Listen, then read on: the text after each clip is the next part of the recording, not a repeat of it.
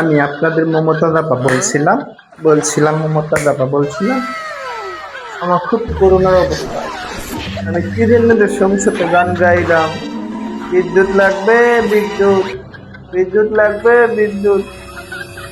এখন আর বিদ্যুৎ তো আমার পিছনে জ্বলে, কেউ নাই আমার দেখার মতো, সবাই ভাগছে। আমি লুকাইছিলাম কিন্তু রক্ষা হলো না।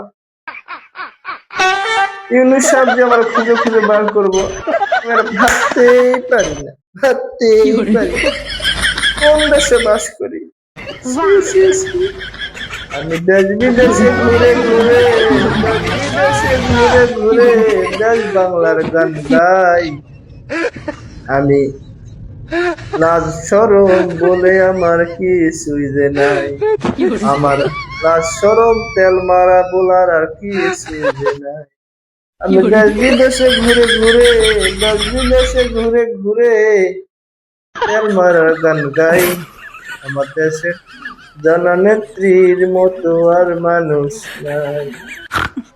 আপনি হাদিস চান, কি হাদিস শুনবেন?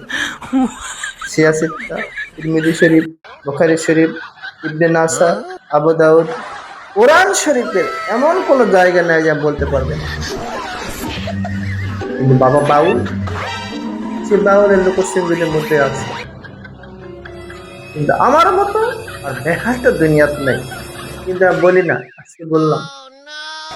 সবাই ভালো থাকবেন। বিদ্যুৎ লাগলে আমার কাছে জেলখানাতে আসবেন। পর্যাপ্ত পরিমাণ বিদ্যুৎ আমার কাছে জমা আছে, আমি দিয়ে দিব।